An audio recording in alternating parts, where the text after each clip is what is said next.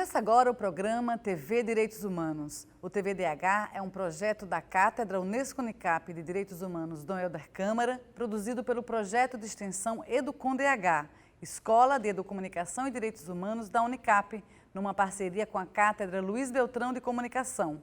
Eu sou Andréa Trigueiro e comigo o cientista político e advogado Manuel Moraes, da Cátedra Dom Helder Câmara. Obrigada, Manuel. Obrigado, André, por mais essa oportunidade.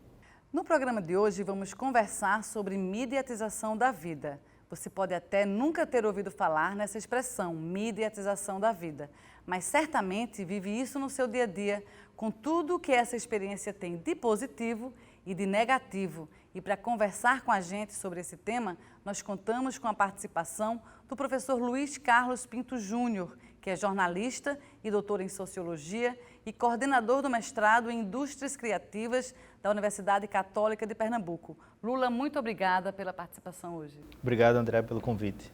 Em apenas um minuto, 69 milhões de mensagens são enviadas pelo WhatsApp ou Telegram. 700 mil stories são compartilhados no Instagram e o Facebook registra 1,5 milhão de visualizações. Tudo isso em apenas 60 segundos. Quando uma plataforma dessa sai do ar, a gente acaba tendo aquela sensação de que o mundo parou. E isso não acontece por acaso. No Brasil, segundo dados da Fundação Getúlio Vargas, são 424 milhões de dispositivos digitais em uso. No final das contas, a gente passa mais tempo conectado nesses dispositivos digitais, principalmente smartphones, do que vivendo a vida real. É a vida vivida pela mídia, é a vida da gente mediatizada. E aí a gente já vem abrindo o bloco, conversando um pouco com Lula. Professor, é isso mesmo? A vida da gente agora é uma vida mediatizada? De fato, André, a gente está passando por um processo, né, que pode ser enquadrado de uma maneira mais ampla, no qual esses processos de mediatização são um dos aspectos do que está acontecendo. Eu vejo o processo de mediatização da vida como um reflexo, um dos muitos reflexos de uma inflexão que está acontecendo no capitalismo. Se a gente ampliar o nosso escopo, a gente vai ver que existe uma inflexão, uma mudança que está acontecendo no modo de produção de riqueza hoje em dia, que passa por várias camadas, vários frontes. Um desses frontes é uma naturalização da ideia de que nossa vida ela tem que ser digital, de que ela tem que passar por certas estruturas e certas plataformas de mídia. Então, eu diria que esse é um dos aspectos desse problema, ou desse momento que a gente está passando, que é o da inflexão do sistema de produção capitalista no mundo todo. Manuel, e o quanto dessa vida mediatizada interfere ou prejudica nas relações sociais? O professor Ricardo Antunes publicou um livro chamado Privilégio da Servidão, em que ele faz uma cartografia de todos os impactos que o professor Lula acabou de falar. Quer dizer, a uberização das relações de trabalho, o perigo que isso representa na precarização do trabalhador nessas plataformas. E, ao mesmo tempo, a dependência que esse tipo de trabalho subordinado, livre, mais subordinado, ele tem diferenciado em relação ao trabalho que é subordinado, mas vinculado a um contrato de trabalho com garantias trabalhistas. O problema da uberização não é em si a operação, é a falta de garantias em que o trabalhador que está nesse mecanismo, ele não tem direito a férias, ele não tem repouso remunerado, ele não tem uma série de garantias trabalhistas. E isso ao longo digamos assim, de vários sistemas jurídicos do país, no mundo, tem revertido, né? Assim, há várias decisões internacionais em que tem vinculado a pessoa que está nessas plataformas a terem direitos trabalhistas. E isso eu acredito que seja uma tendência também no Brasil. Perfeito. Lula, quando é que essa vida super mediatizada, ela se configura num problema? A gente pode tentar responder essa questão, André, do ponto de vista pessoal, né, e do ponto de vista coletivo. Do ponto de vista pessoal, tem vários estudos que mostram que o que a gente está chamando aqui de vida mediatizada é uma dependência muito grande para trabalhar, estudar, se relacionar, comprar, utilizando certas plataformas. Essas plataformas, elas têm certas mecânicas que lidam com as nossas emoções. As nossas emoções acabam sendo moduladas por fluxos de informação, por estímulos, por dinâmicas algorítmicas. Então, do ponto de vista pessoal, a mediatização, ela causa ansiedade, ela causa a sensação de impotência, a sensação de insuficiência. Isso, do ponto de vista pessoal, precisa ser encarado com aquilo que é necessário em relação à saúde mental, né? Do ponto de vista coletivo, o problema cresce e se complexifica ainda mais, porque essas dinâmicas, elas acabam modulando opiniões coletivas, ações coletivas, escolhas políticas, escolhas de consumo. Então, tanto do ponto de vista pessoal quanto do ponto de vista coletivo, aquilo que a gente está chamando de mediatização depende de processos de plataformização da vida. A gente pode fazer uma comparação mostrando ou fazendo a alegoria de que, assim como toda moeda tem a cara e a coroa, esse processo ele é formado por duas faces, pelo menos, né? Um processo de mediatização, né? E o seu correlato, que é um processo de plataformização da vida, já pegando um pouco de carona do que Manuel falou agora há pouco.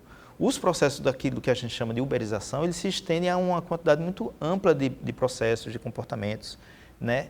E fazem com que a nossa vida, as nossas dinâmicas, as nossas ações, as nossas relações sejam acompanhadas ou transitem, aconteçam em plataformas de empresas que lucram com essas informações. A gente vai chegar ainda, vai falar um pouco mais sobre a plataformização também da vida, mas aí, Manuel, antes disso, a gente já viu aí direito à saúde, né? Um tema que diz respeito ao nosso campo, mas tem outras questões de direitos humanos quando a gente fala de mediatização da vida. Quais seriam, na tua opinião? Você tem, como foi dito por muito bem Lula, há um processo de logaritmo e que estimula perfis, padrões e, evidentemente, cria situações de ampliação do racismo, pode criar situações de xenofobia, pode criar situações de aumento da incompreensão da diferença, da diversidade, porque na prática a internet criou um fenômeno que socialmente não é muito compatível. Quando a gente estuda a sociologia, nós entendemos que o ser humano ele é um ser sociável, ele interage com os outros seres humanos e forma cultura. Na internet nós produzimos um tipo de subcultura, porque eu interajo com quem eu quero interagir.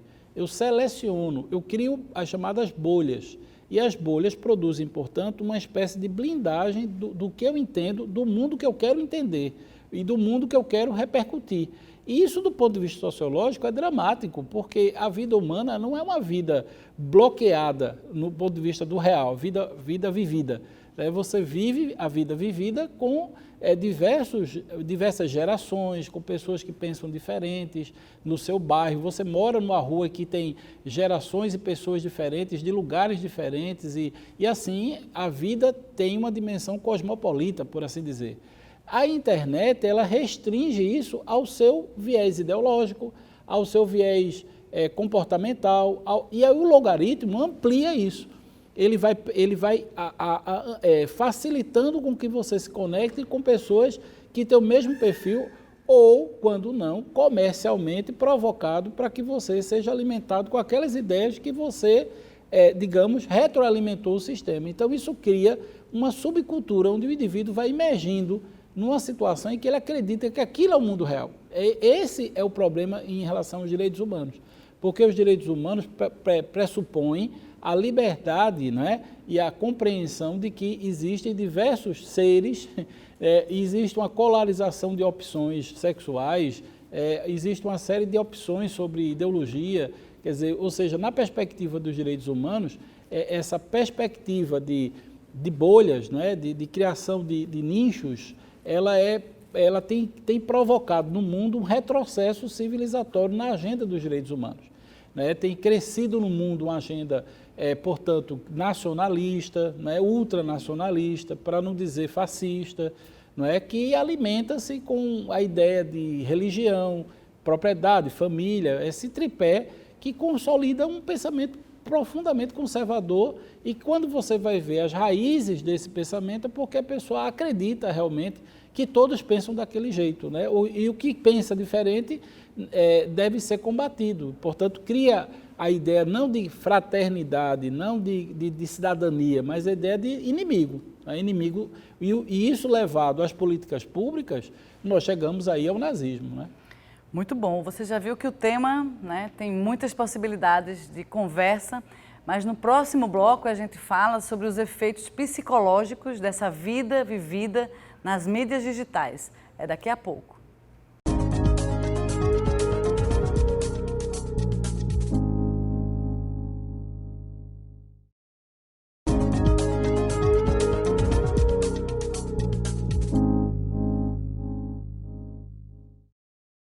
Estamos de volta com o segundo bloco do TVDH, que nesta edição traz o tema Mediatização da Vida, com a participação de Luiz Carlos Pinto Júnior, sociólogo e professor da Unicap. E a gente abre esse segundo bloco com uma matéria da nossa repórter Isadora Cavalcante. Ela fala sobre os efeitos psicológicos do uso das redes sociais digitais na vida das pessoas. Vamos acompanhar.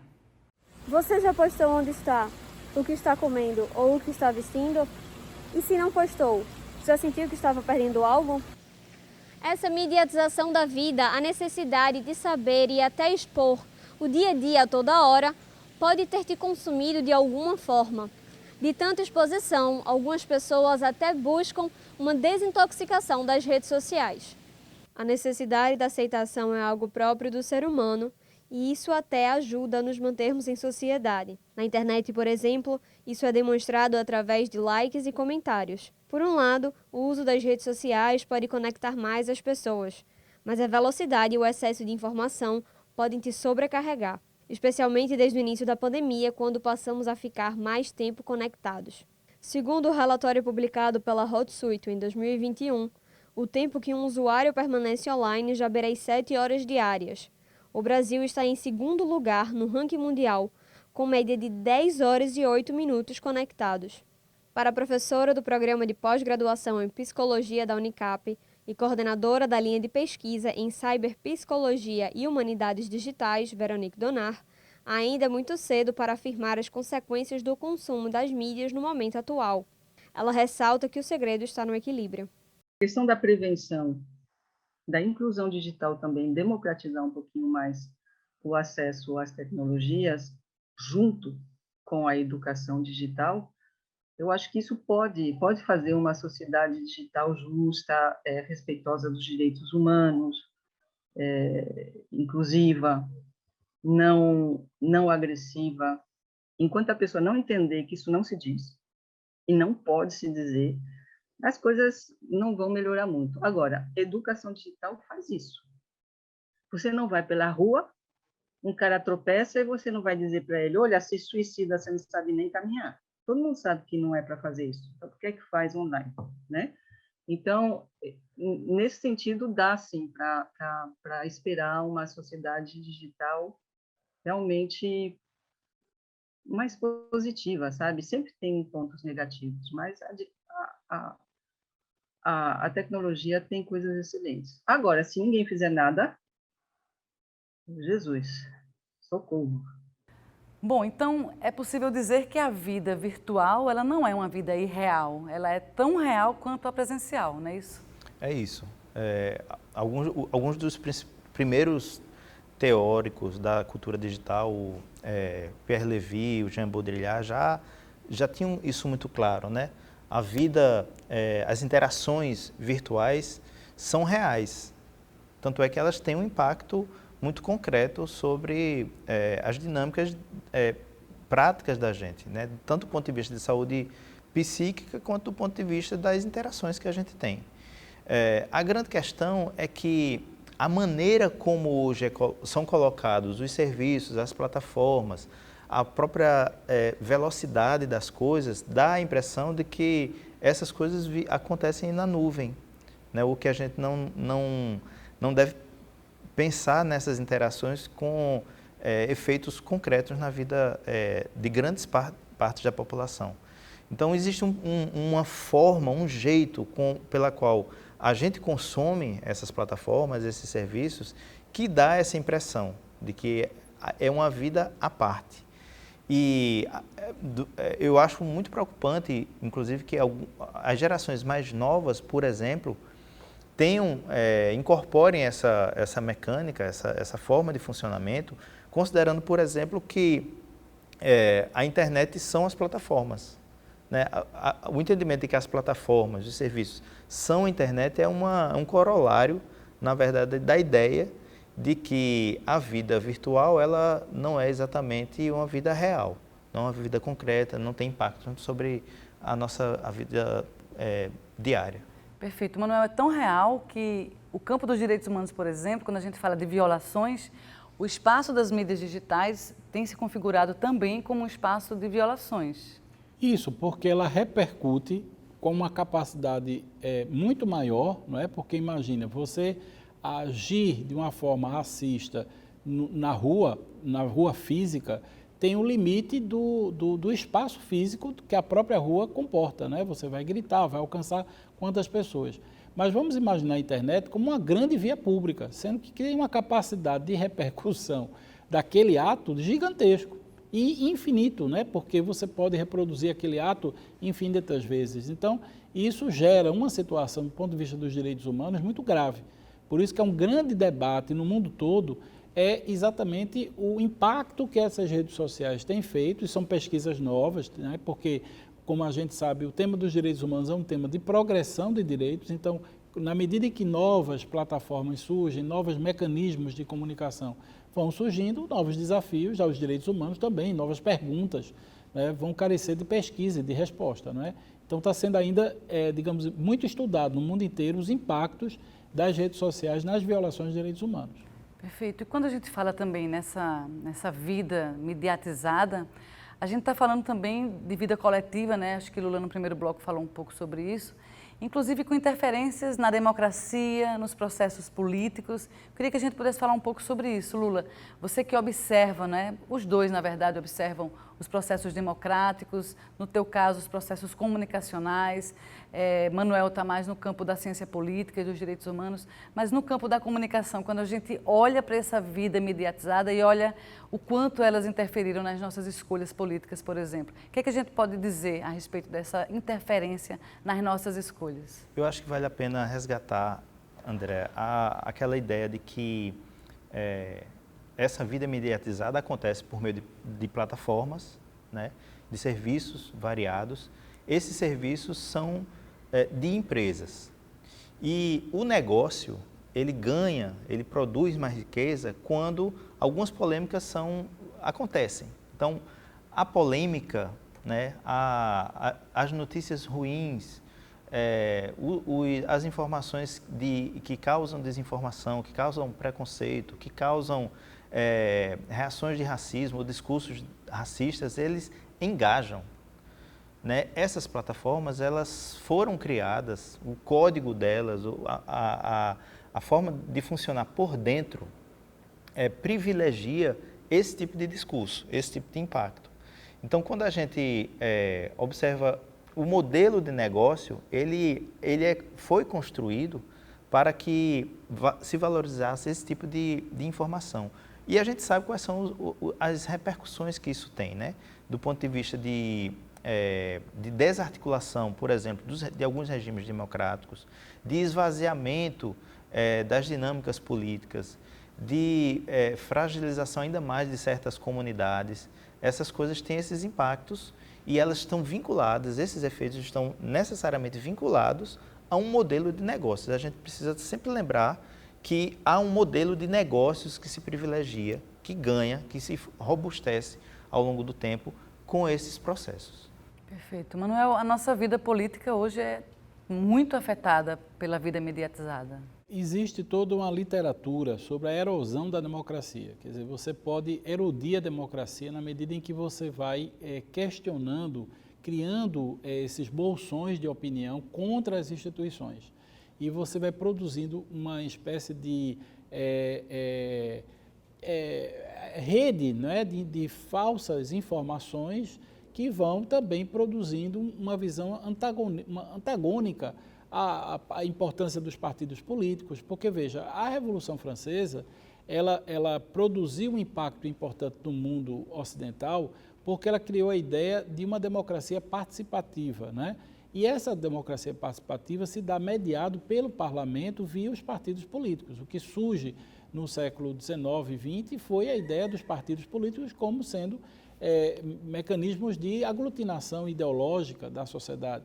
O que pode existir de novo, além dos partidos políticos, são os movimentos sociais. Mas o que acontece nas redes sociais é que você cria uma militância digital. E essa militância digital, pasme, pode ter auxílio de robôs, que não são nem pessoas, são mecanismos contratados por empresas que vendem esse serviço, que podem projetar determinado tipo de informação infinitas vezes. Então, imagine um debate eleitoral em que as narrativas são construídas, como qualquer política na sociedade democrática, as narrativas são uma construção em disputa. Então, imagine um debate eleitoral em que o sujeito pode ter sido péssimo, mas os robôs, a partir de uma produção mercantil, né, isso é tudo pago, né, produz a ideia de que ele ganhou o debate. Veja, então, mas ele ganhou o debate, não é nem o conteúdo do que aconteceu no debate, mas eu posso vincular em uma cadeia de robôs, em uma cadeia de redes, né, sociais, uma situação em que o debate foi ganho pelo debatedor, que na verdade perdeu o debate. Mas o perdedor não tem a mesma força financeira para financiar os impulsos nas redes sociais.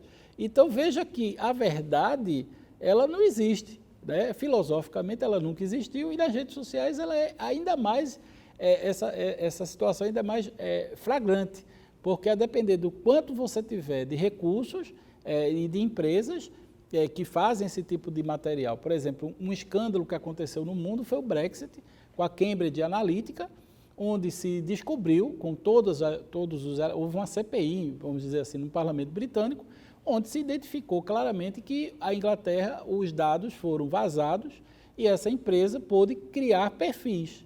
E com esses perfis eles puderam agregar como a sociedade britânica pensa. Então, eles começaram a estimular determinados comportamentos de reação à União Europeia, baseado numa situação como, por exemplo, questões ligadas à questão médica, ou questões ligadas até a questões de alimentação, ou de nacionalismo, ou de idade, ou de expectativa de vida. Então, você vai subdividindo a sociedade e vai estimulando, a partir desses perfis, o que essas pessoas entendem que seja ruim para elas serem da União Europeia.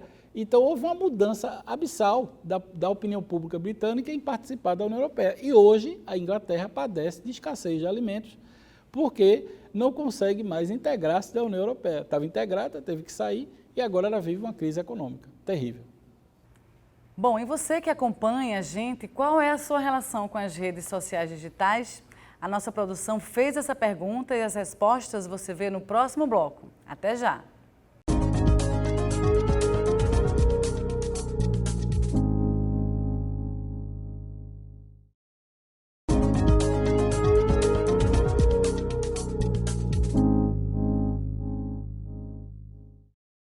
De volta com o terceiro bloco do TVDH, que fala sobre mediatização da vida. E agora é hora do quadro Fala Povo. A repórter Marília Lima foi conhecer as experiências de algumas pessoas no consumo de mídias digitais. Vamos conferir.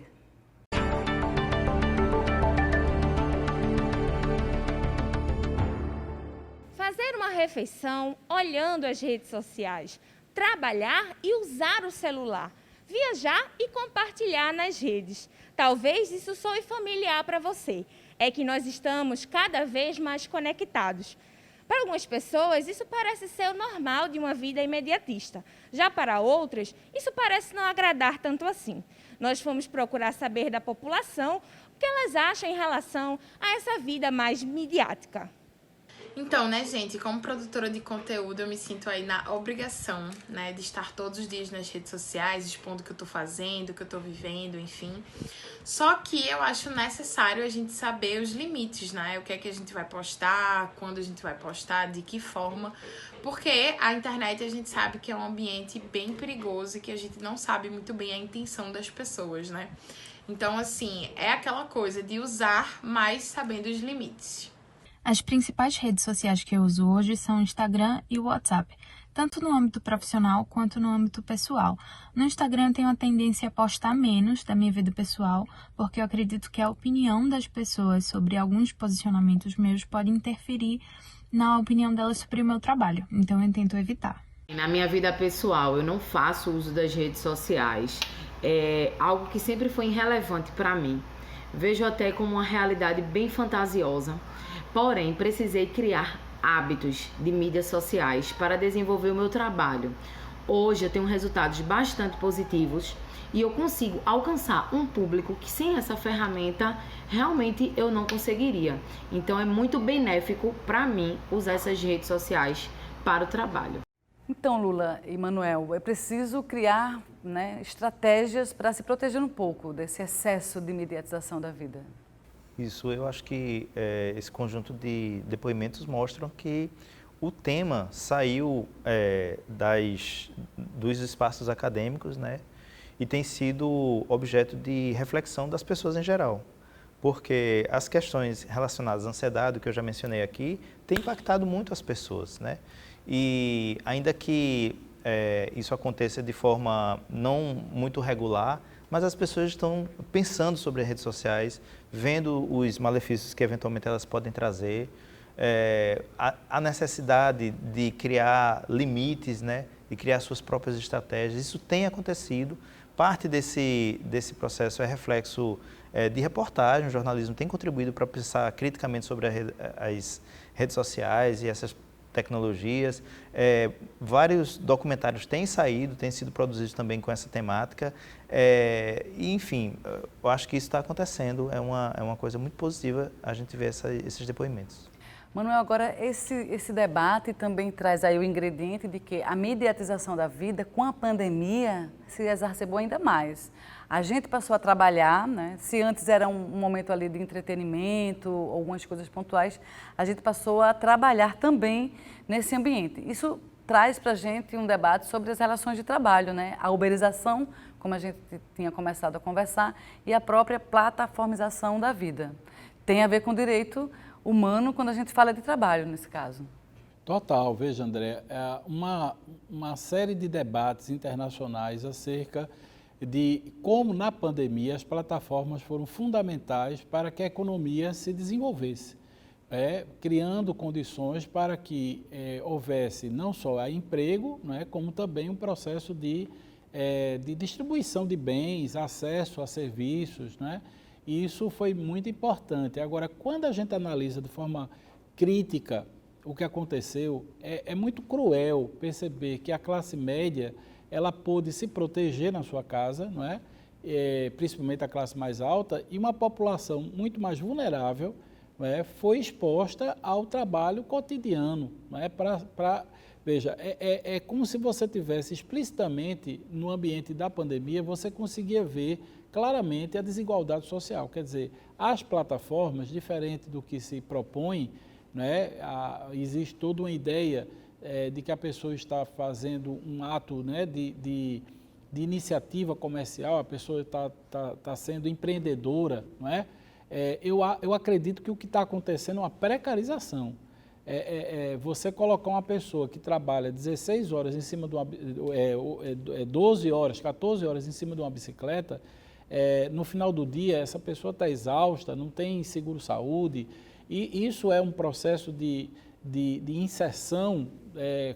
Eu tenho minhas dúvidas. Eu acho que, na verdade, a pandemia aprofundou a exploração capital-trabalho. E essa exploração produziu um lucro sem proporção. Empresas começaram no Brasil, nesse período de pandemia, que lucraram muito com essas plataformas e com esse tipo de serviço precarizado. Então, eu acho que o direito vai ter que entrar na perspectiva dos direitos trabalhistas para mediar essa relação e, inclusive, restabelecer o pacto ético. Porque o que a Constituição de 88 trouxe, e evidentemente recepcionando a CLT, que é de 40 e pouco, as leis trabalhistas elas passaram há pouco por uma revisão, e essa revisão foi uma flexibilização brutal das relações de trabalho.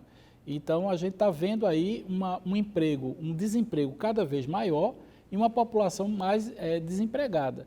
Embora que o Prêmio Nobel recente, né, agora há pouco, foi exatamente um pesquisador, um dos prêmios Nobel foram pesquisadores que, no âmbito da Inglaterra, provaram que políticas sociais, como, por exemplo, salário mínimo, não impactam na redução do emprego, ou seja, você garantir salário mínimo, você emprega mais e você garante qualidade de vida e, consequentemente, você faz a economia girar. Então, veja que a perspectiva neoliberal, radical, que tem se implantado no Brasil, de perda de direitos, ela é nefasta. Agora, quando a gente fala dessa uberização e dessa plataformização, a gente sempre se remete, né, ou na maioria das vezes, aos aplicativos de entrega, mas, na verdade, isso atingiu diversas classes trabalhadoras, diversos campos profissionais. A educação e a comunicação, por exemplo, não é, Lula, foram fortemente também impactados. Por que a gente tem que se preocupar com isso? A gente tem que se preocupar com isso porque, na sua essência, essas novas tecnologias, elas têm um vínculo grande com o neoliberalismo. Elas têm um vínculo grande com um modo de pensar o trabalho como exploração. Né? Existe um outro vínculo também que é com o populismo, mas eu acho que a gente pode falar daqui a pouco. E a gente precisa se preocupar com isso porque há um aspecto que eu acho que daqui a pouco a gente vai discutir também, que é a naturalização dessas relações. Esse modo de trabalho é vendido, por assim dizer, como uma forma natural ou esperada em que as pessoas devem trabalhar. Sem vínculos, sem garantias, sem direitos, sem segurança física, inclusive, muitas vezes. Então, é um processo de naturalização da exploração em um nível que ainda não tinha sido alcançado dessa maneira. E isso é o que deve nos fazer olhar criticamente para essas tecnologias. No próximo bloco, a gente traz o quadro Educar para os Direitos Humanos. O TVDH de hoje fala sobre mediatização da vida. É daqui a pouco, a gente volta já.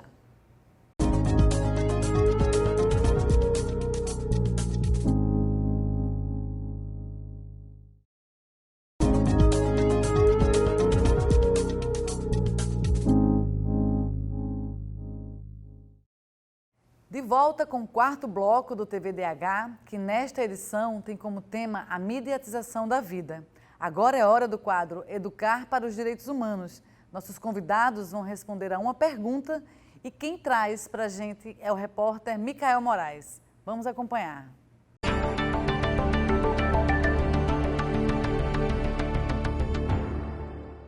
Stories, feed, likes, métodos de engajamento. Tudo isso faz parte da rotina de milhares de pessoas que não perdem tempo de produzir conteúdos para as redes sociais.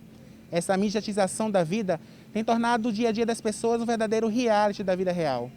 E sobre esse tema, o estudante de História Danilo Silva tem uma pergunta para o debate de hoje do TVDH. O contexto da pandemia pode ter feito essa mediatização da vida aumentar, já que a gente fica afastado das pessoas e a gente sentiria mais essa necessidade de nos expor para ter aquela atenção que a gente não tem mais pessoalmente. Lula, Manuel, o que dizer para Danilo? Eu penso que sim, a pandemia ela aumentou o processo de mediatização, o processo de plataformização, os processos de vigilância em geral. E ao mesmo tempo acho muito interessante a gente pensar que historicamente as pandemias elas intensificam os processos de apropriação, de enriquecimento de quem já era rico, né, de exclusão. As pandemias têm essa característica de intensificar as desigualdades. Um espaço, um tempo de muitas violações, né, Manuel? A pandemia, como disse Lula, é um momento em que a sociedade vive uma situação atípica. Primeiro porque você, como eu dizia, você é levado como pessoa humana a interagir. E na pandemia você tende a não interagir.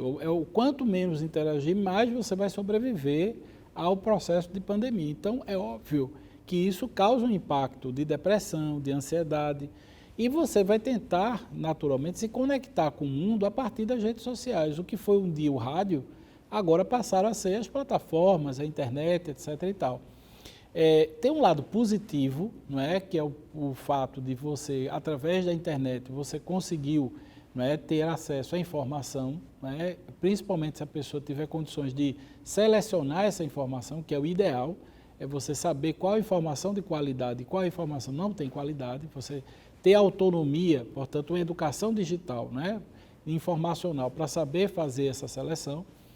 E, por outro lado, você tem uma parte terrível, que você é bombardeado por falsas informações. Então, existem aquilo que eu dizia no bloco anterior, ou seja, você tem toda uma indústria produzindo informação negativa, negacionista. Então, a gente viu no Brasil realmente essa parte das redes sociais sendo um fator importante para a gravidade da situação que o Brasil passou. Nós tivemos muitas pessoas que foram induzidas a tomar determinado tipo de medicamento que não era aconselhável tomar por conta de características ideológicas, que essa é outra dimensão desse fenômeno. Né? E em relação à vigilância, do ponto de vista da ciência política, a gente teme muito a chamada ditadura digital, porque os mecanismos, principalmente a inteligência artificial, que são softwares, né, muito sofisticados, podem criar no mundo uma situação que para Harari talvez até a superação da necessidade do ser humano em determinadas áreas da produção ou mesmo do conhecimento. Já existem países da Europa que têm juízes digitais. Isso é uma situação muito grave, porque se você substitui o humano em tomadas de decisão desse nível, você pode estar tornando a humanidade secundária em relação à vida concreta. Claro que isso é uma visão muito pessimista.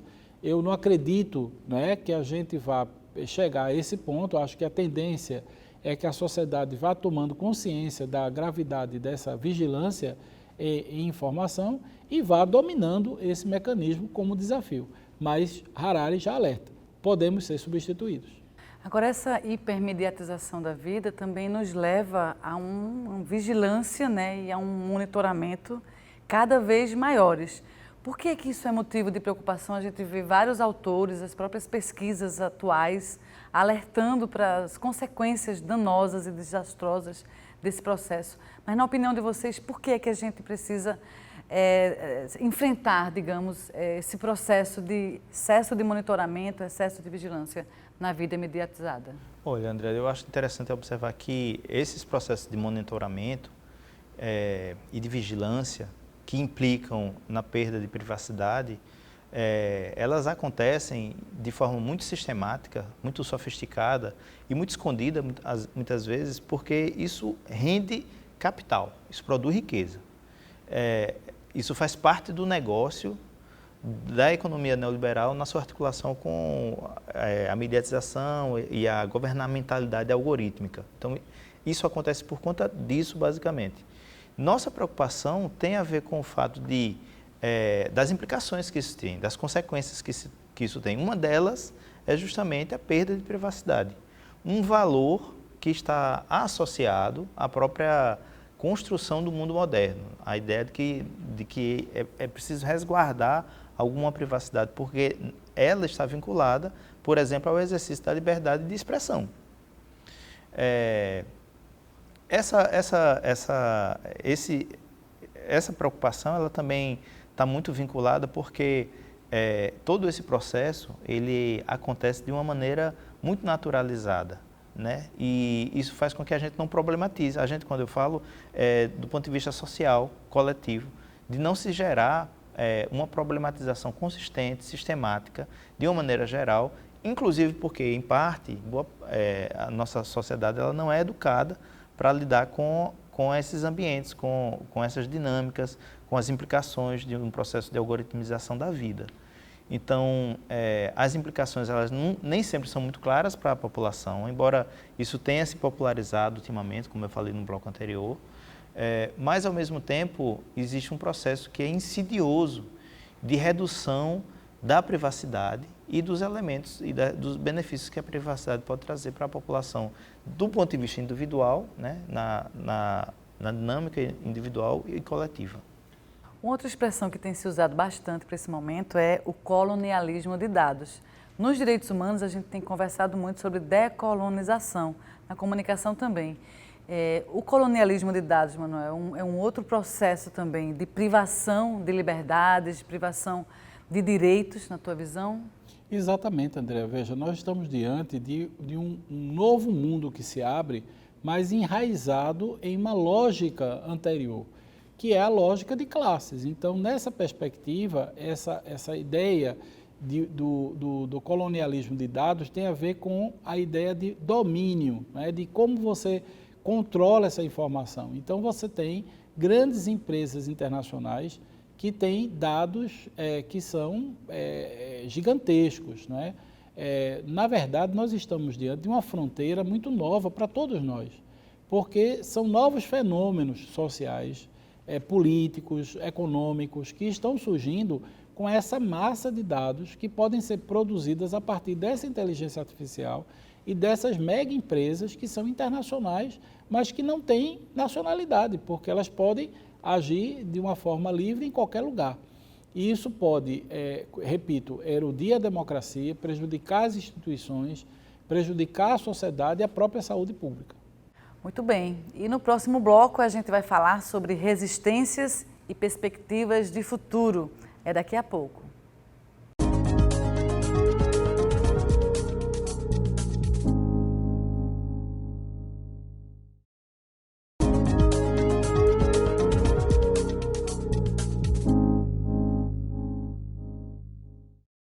Voltamos com o quinto e último bloco do TVDH, que nesta edição fala sobre mediatização da vida.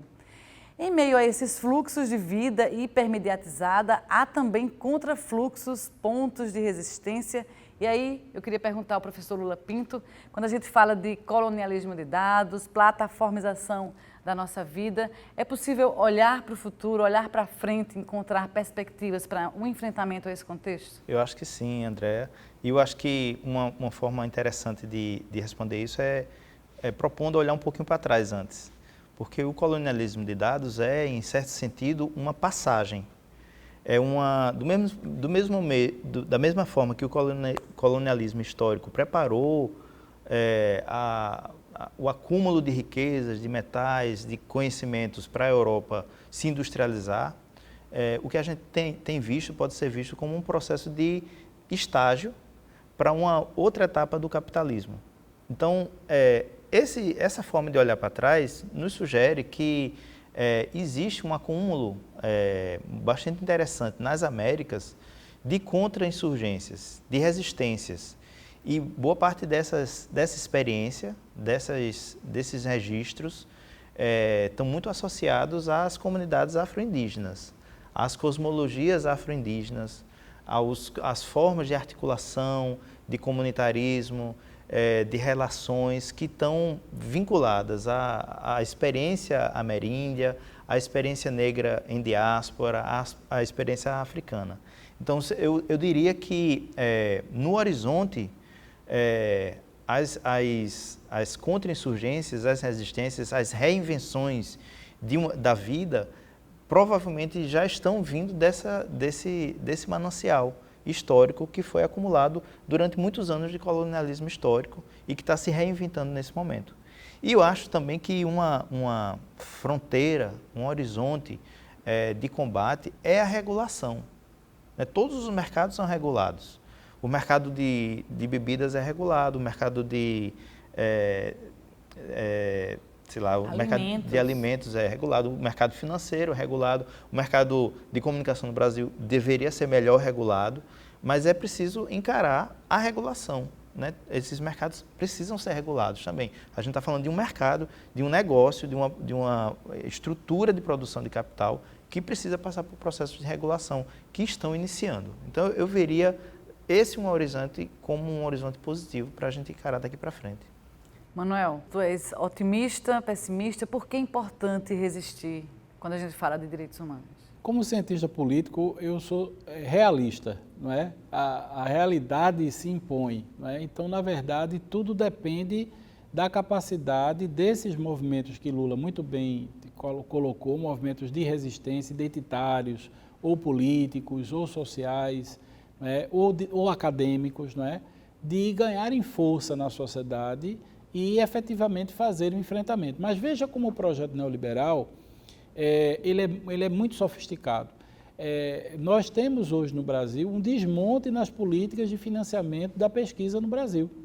Então, quando você desmonta o financiamento da pesquisa, né, e de bolsas e de ensino, você diminui a capacidade de percepção do fenômeno, que é tudo que o neoliberalismo precisa, porque esses mecanismos internacionais de colonização de dados, eles vêm com um capital, né, financeiro que é agregado a eles mesmos, quer dizer, eles se financiam, eles não precisam de financiamento público, por isso que eles precisam desmontar o público, porque desmontando o público, desmonta uma capacidade de um setor importante, estratégico, que é o conhecimento científico, não é?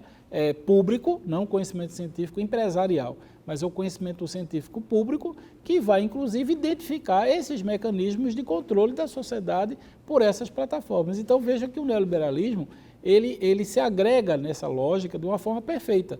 Por isso que a gente tem que ser contra essa lógica de destruição do Estado. Não é, como a gente diz na sociedade civil, nenhum direito a menos. E com essa mensagem a gente termina o TVDH de hoje. Obrigada, professor Luiz Carlos Pinto, sociólogo, professor e pesquisador da Unicap. Muito obrigada. Obrigado pelo convite, André.